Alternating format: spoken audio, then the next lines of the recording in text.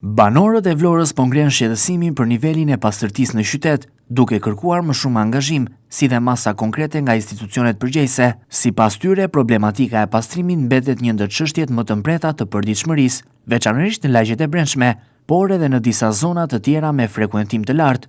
Në prononcimet e dhëna për televizionin 6+1 Vlora, qytetarët shprehen se situata kërkon ndërhyrje më të shpejtë dhe më të organizuar. Ata theksojnë se në shumë lagje, mbeturinat qëndrojnë për orë të tëra, madje edhe për ditë, pa u larguar, ndërsa në disa rrugë dytësore mungon pastrimi i rregullt. Sipas tyre, kjo situatë krijon jo vetëm ndotje vizuale, por edhe rrezik për shëndetin publik.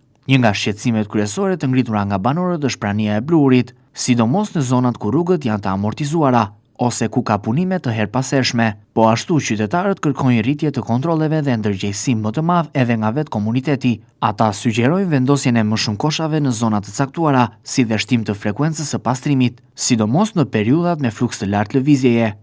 Më shumë duhet pastërti. Infrastruktura pothuajse është. Pastërtia mungon. Pastrimi i përditshëm. Infrastruktura dhe do bëhet, infrastruktura. Po si s'ka. Qikosh puseta të rrugëve, gjitha të mbushura.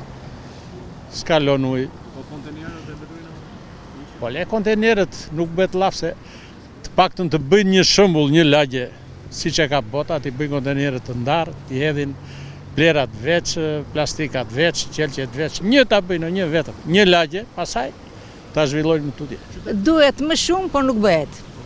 Si situata në lagjen tuaj me plera? Jo mirë.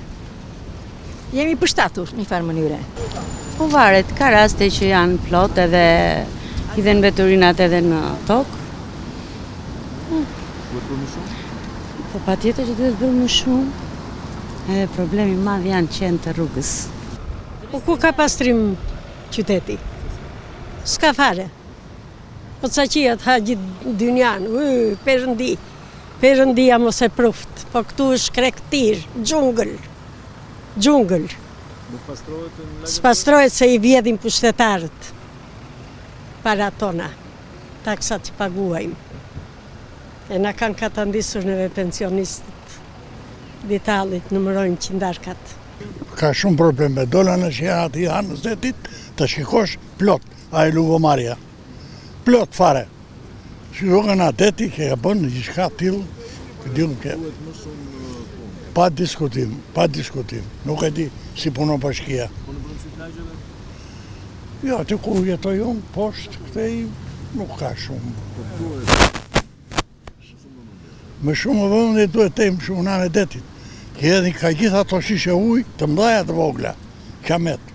Vlora, si një qytet bregdetar me rëndësi të veçantë turistike, përballet çdo vit me rritje të ndjeshme të popullsisë gjatë sezonit veror. Banorët theksojnë se pikërisht për këtë arsye, standardet e pastërtisë duhet të jenë edhe më të larta.